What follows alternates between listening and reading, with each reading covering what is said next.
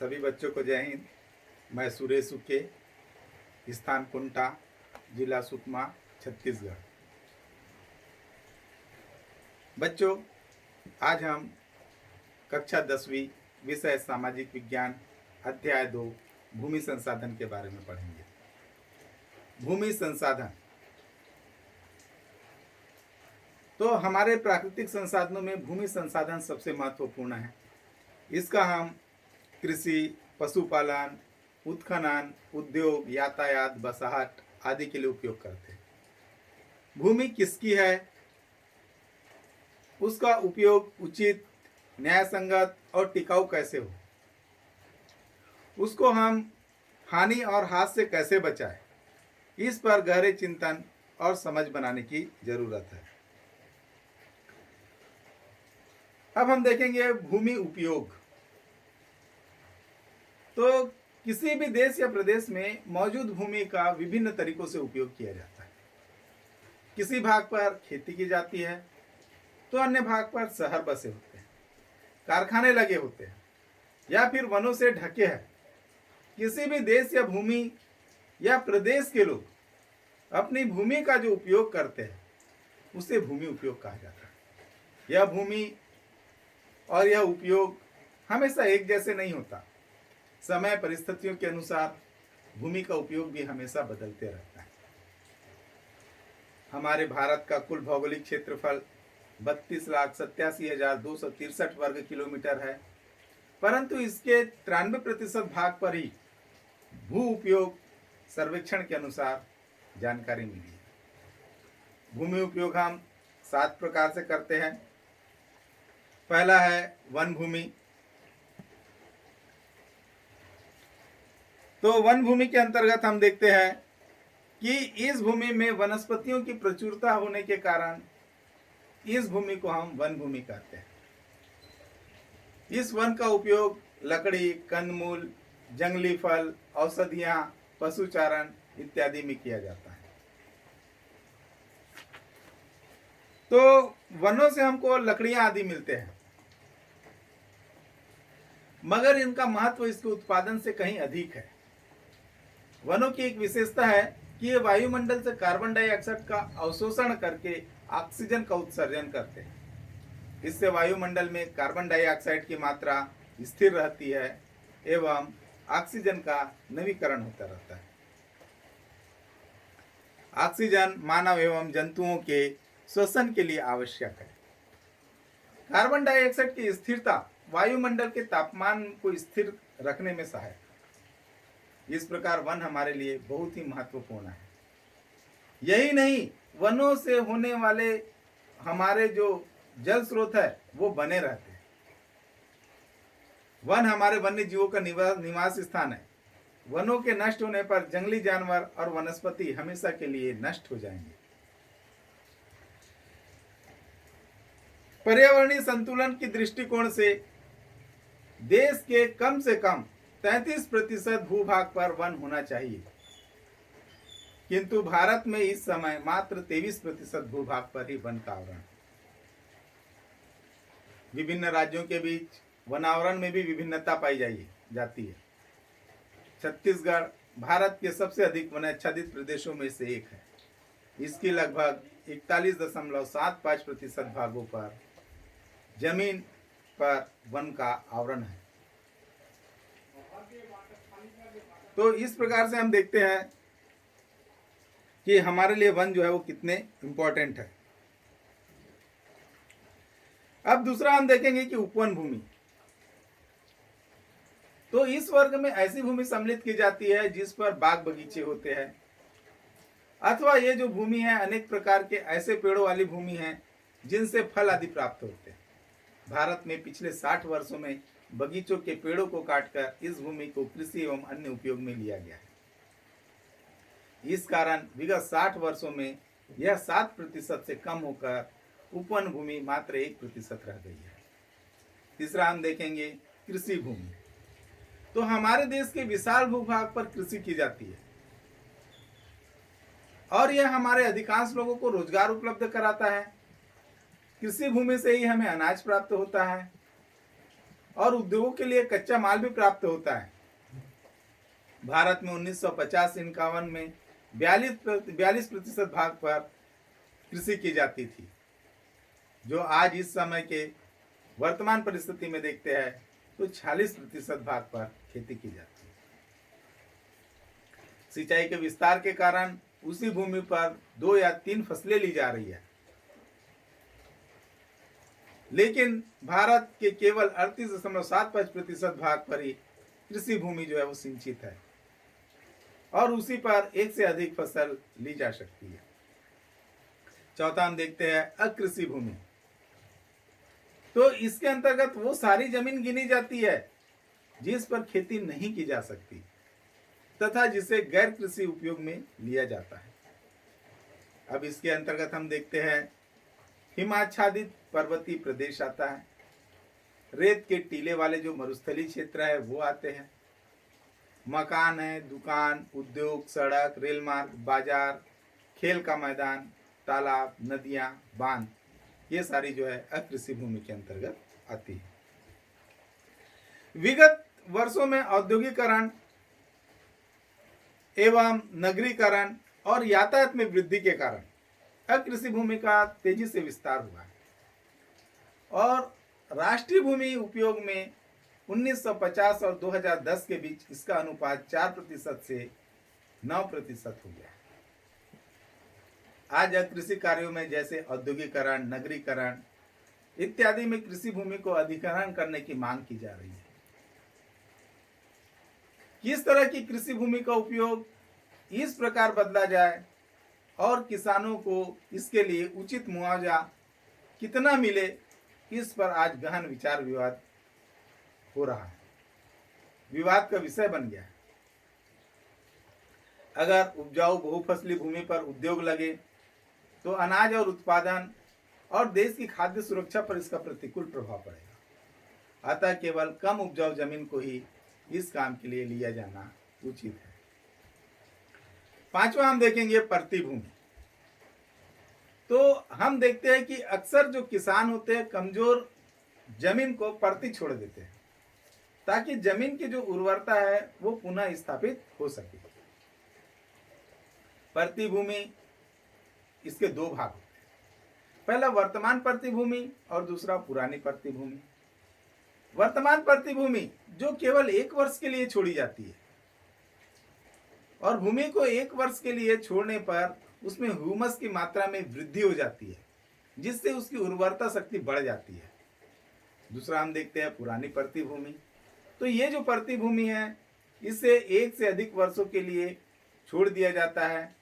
पुरानी परती भूमि पर कृषि का विस्तार नहीं होने से ये जो पुरानी परती भूमि है वो बंजर भूमि में परिवर्तित हो जाती है।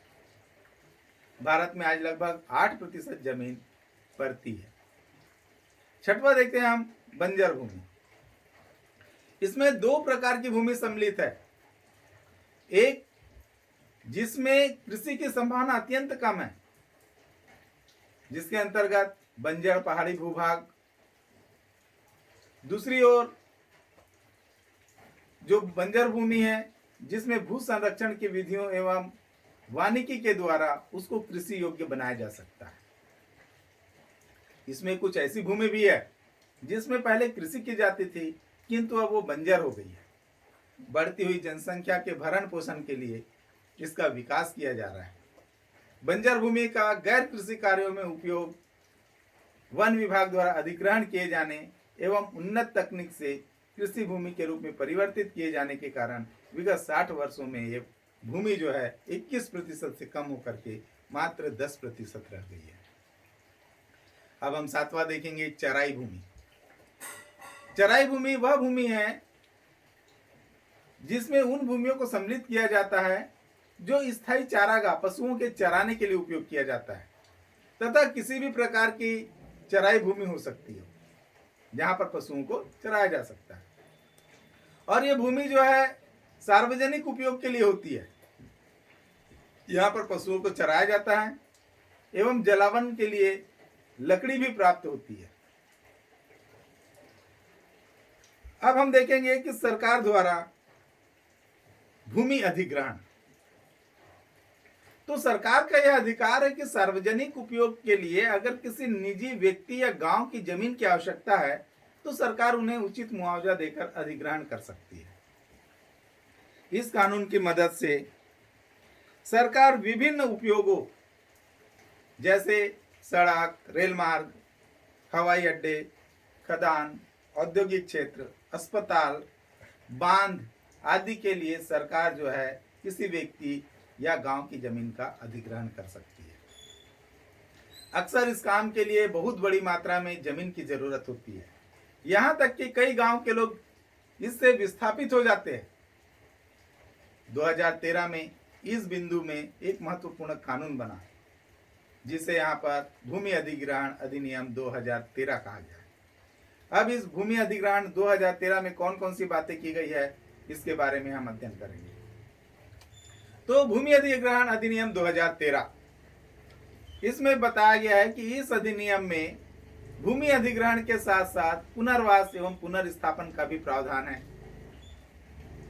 दूसरा, निजी कंपनियों अथवा सार्वजनिक निजी भागीदारियों के इस्तेमाल हेतु भूमि के अधिग्रहण के मामले में 80% विस्थापित व्यक्तियों की सहमति भी अपेक्षित है। तीसरा बताया गया है कि विस्थापित या अधिग्रहण द्वारा प्रभावित परिवारों में संबंधित भूस्वामियों के साथ साथ वे सभी लोग शामिल होंगे जो उस भूमि में अपनी आजीविका पाते थे, जैसे मजदूर वर्ग थे जो उस भूमि में काम करते थे, बटाईदार थे, चरवाहे थे और वहाँ के रहने वाले आदिवासी जो उस भूमि से जुड़े हुए थे, वो सारे लोग उससे संबंधित होंगे और उससे प्रभावित परिवार से संबंधित होंगे। चौथा, केवल अति विशेष परिस्थितियों में हुई जो बहुफसली या सिंचित कृषि भूमि है उसका गैर कृषि कार्य के लिए उपयोग करने के लिए अधिग्रहण किया जा सकता है। अधिग्रहण से पूर्व उस जमीन के उपयोग के परिवर्तन का सामाजिक एवं पर्यावरणीय प्रभाव पर क्या अध्ययन पड़ेगा, पर्यावरणीय प्रभाव का अध्ययन हमको करना पड़ेगा।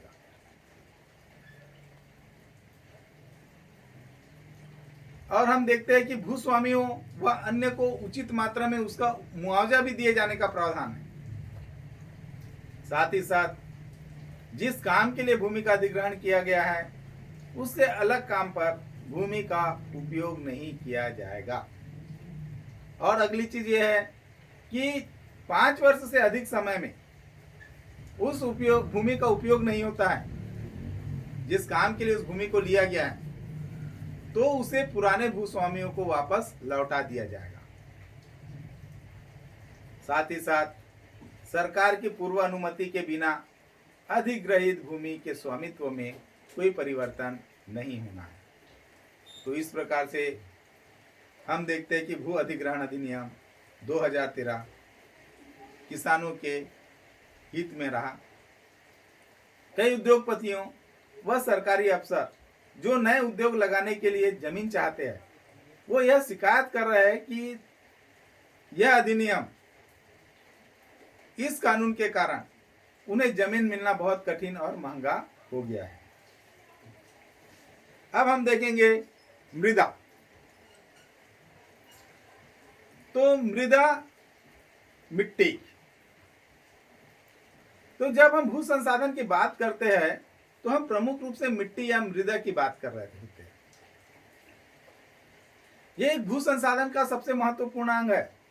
सामान्य अर्थों में पृथ्वी के धरातल की ऊपरी परत या मिट्टी जिस पर वनस्पति उगती है उसे हम मृदा कहते हैं। मृदा चट्टानों के विघटन से बनती है और इसमें जलवायु, वनस्पति आदि की महत्वपूर्ण भूमिका होती है। चट्टाने गर्मी, सर्दी और पानी से प्रभावित होकर टूटती फूटती या घिसती है, जिससे बारीक बारीक कण अलग हो जाते हैं। इसमें वनस्पति व जानवरों के अवशेष भी मिल जाते हैं और लंबे समय के बाद ये मृदा में परिवर्तित हो जाते हैं। मृदा से वनस्पतियां पोषण प्राप्त करती है और अन्य जीव व जानवर वनस्पतियों से प्रत्यक्ष या अप्रत्यक्ष रूप से अपना भोजन प्राप्त करते हैं। मृदा न केवल जीवधारियों को भोजन उपलब्ध कराती है बल्कि इसका उपयोग हम विभिन्न प्रकार से करते हैं, जैसे ईंट, बर्तन, खिलौने, मूर्ति, खपरा आदि के निर्माण में भी इसका उपयोग किया जाता है। ग्रामीण भारत में मकानों की दीवारें, दीवारों की फर्श की लिपाई पुताई, ये सब मिट्टियों से किया जाता है। अगर आप कभी भी मकान की नींव या कुआं खोदते समय देखे होंगे कि मिट्टी जमीन पर विभिन्न परतों में बिछी हुई है, तो मृदा की इन क्षैतिज परतों को हम मृदा परिच्छेदिका कहते हैं। मृदा की परतों को हम मुख्य रूप से 3 भागों में विभाजित करते हैं: जैविक परत, खनिज परत एवं आधार परत। तो अब सबसे पहले हम देखते हैं कि ये जैविक परत क्या होती है। तो ये मृदा की सबसे ऊपरी परत है और इसमें पेड़ पौधे और जीव जंतुओं के अवशेष अपघटित अंश मिले होते हैं, जिसे हम यहाँ पर ह्यूमस कहते हैं। बच्चों, परीक्षा में कई बार पूछा जाता है कि ह्यूमस किसे कहते हैं। अब हम देखेंगे कि जैविक परत पर कृषि कार्य होता है एवं वनस्पतियां उगती है, किंतु अपरदन का प्रभाव सबसे पहले इसी परत पर पड़ता है। फसलों के लिए कीटनाशकों का प्रयोग हो या कचरों का निस्तारण, सभी इसी परत से प्रभावित है। अब हम दूसरा देखेंगे, खनिज परत। तो ये जो परत है भूमि की बीच की परत होती है। यह खनिज परत होती है जिसमें जीवांश की मात्रा बहुत कम पाई जाती है। जैविक परत की तुलना में इसके कण मोटे होते हैं। इस परत तक उन पौधों की जड़ें पहुंचती है जिनकी जड़ें काफी गहराई तक जाती है। उदाहरण स्वरूप टमाटर के पौधे की जड़ जो है वो जैविक परत तक रहती है, जबकि आम के पेड़ की जड़ जो है वो खनिज परत तक रहती है। तीसरा हम देखेंगे आधारी परत। तो ये सबसे निचली परत है जिसे हम आधारी परत कहते हैं। अब हम देखेंगे कि भारत में मृदा का वितरण। तो हमारे देश में मुख्य रूप से 6 प्रकार की मृदाओं का फैलाव है। इनमें प्रमुख है जलोढ़ मृदा। जलोढ़ मृदा जल के द्वारा उड़ेल कर लाई गई जो मृदा होती है उसे जलोढ़ मृदा कहते हैं।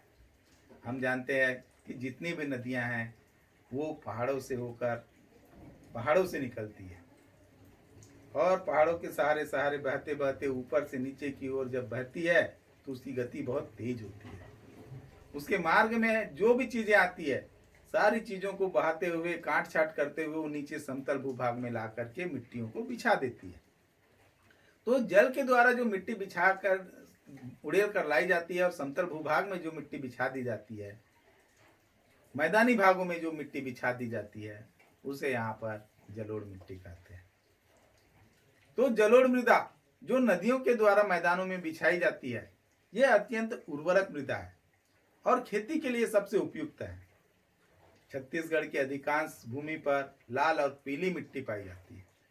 इन मृदाओं का लाल रंग रवेदार आग्नेय और अधिकांश भूमि पर रूपांतरित चट्टानों में लौह धातु के प्रसार के कारण होता है। इसका पीला रंग इसमें जल योजन के कारण होता है।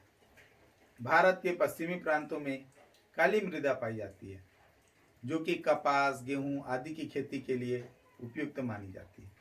काली मृदा बहुत ही महीन कणों से बनी है। इसकी नमी धारण करने की क्षमता बहुत होती है। अब हम देखेंगे लेटेराइट मिट्टी। तो ये जो लेटेराइट मृदा होती है वो उच्च तापमान और अत्यधिक वर्षा वाले क्षेत्रों में विकसित होती है। भारी वर्षा से इसका उर्वरक तत्व है वो बह जाता है। इस मृदा में ह्यूमस की मात्रा कम पाई जाती है। इसके कारण इस पर खेती करने के लिए अधिक खाद का प्रयोग करना पड़ता है। इसके अलावा थार के मरुस्थल में शुष्क मृदा, मरुस्थलीय मिट्टी वो पाई जाती है। साथ ही साथ हिमालय और पर्वतीय प्रदेशों में वन मृदा पाई जाती है। अब हम देखेंगे भूमि निम्नीकरण और भूमि के संरक्षण के उपाय।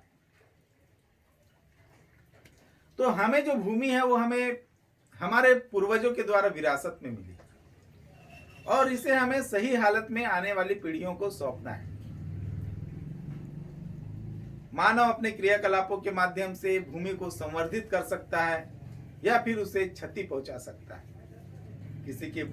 किसी भूमि की गुणवत्ता को हम किस तरह से आंक सकते हैं?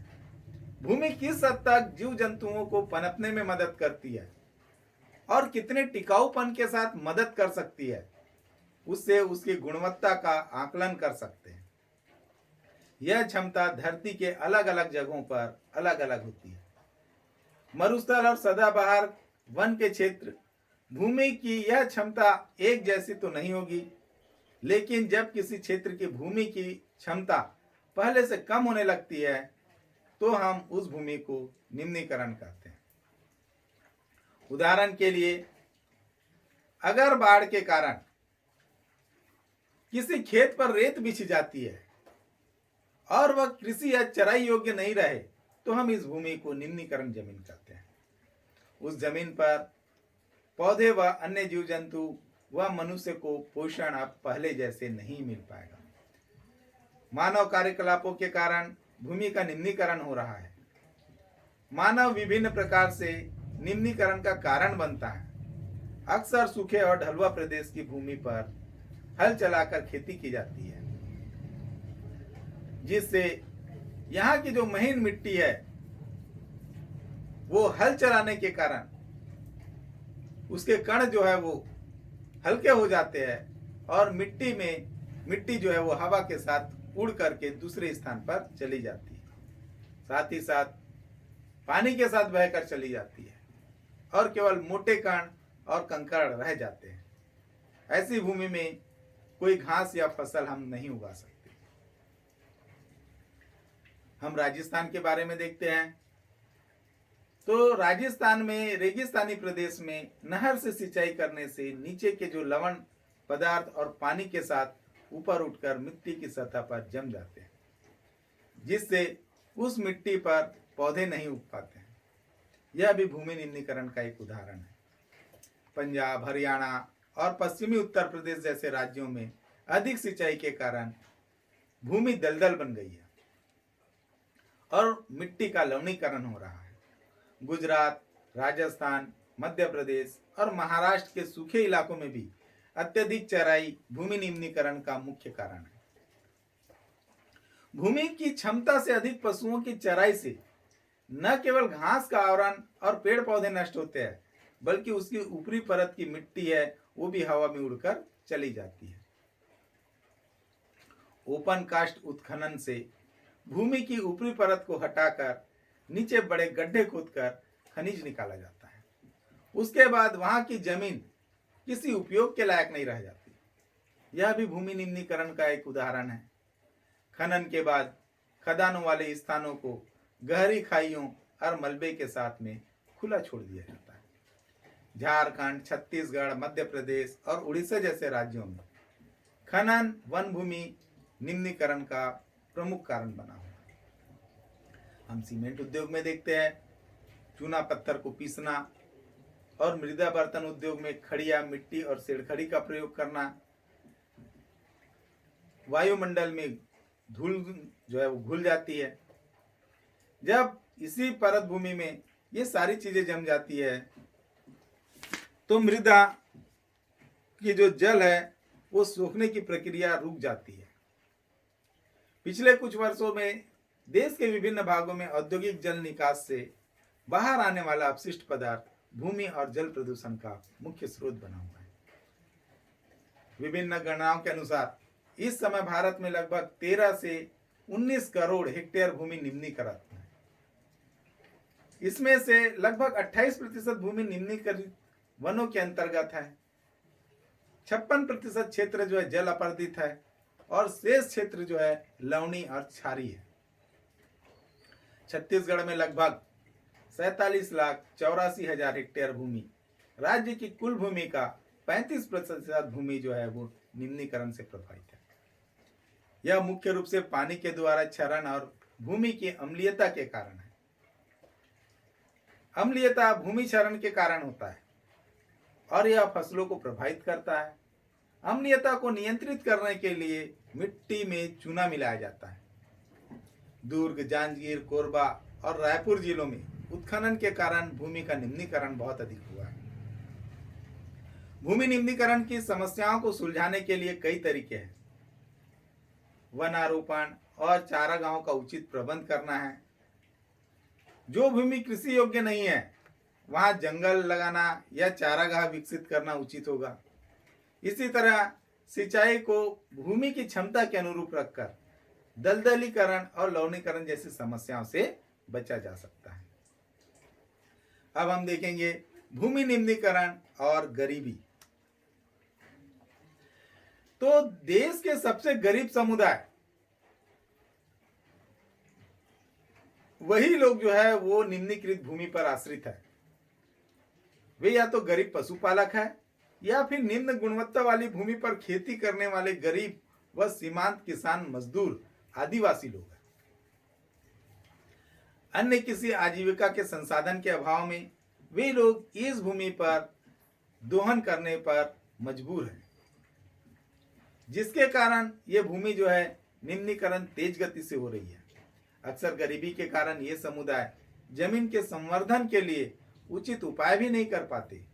इस तरह गरीबी और भूमि निम्नीकरण एक दूसरे के कारण बनकर एक कुचक्र के रूप में स्थापित है। इसलिए यह आवश्यक है कि ये जो प्रदेश है, ये जो क्षेत्र है जहाँ पर भूमि निम्नीकरण है, इन प्रदेशों में भूमि संवर्धन का जिम्मा सरकार उठाए और गरीबों की जो आजीविका और भूमि गुणवत्ता है उसकी रक्षा करें। अब हम देखेंगे भूमि प्रबंधन। तो भूमि एक स्थिर संसाधन है। हमारे पास भूमि एक सीमित संसाधन है। जनसंख्या निरंतर बढ़ रही है, हमको जमीन कम पड़ रही है, जनसंख्या तेज गति से बढ़ रही है, लोगों के रहने के लिए, खाने के लिए भूमि कम पड़ रही है। तो इस प्रकार हम देखते हैं कि भूमि स्थिर संसाधन है, जनसंख्या निरंतर बढ़ रही है, परिणाम स्वरूप हमारी आवश्यकताएं बढ़ रही है, हमारी जीवन शैली बदल रही है, नगरों की ओर पलायन बढ़ रहा है। इन सब का असर भूमि पर स्पष्ट रूप से हमको दिखाई पड़ रहा है।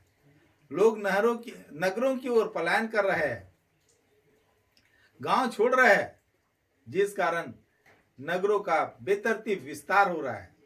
कल तक जो खेत फसल से लहराते थे, आज वहां पर बड़ी बड़ी इमारतें निर्मित हो चुकी है।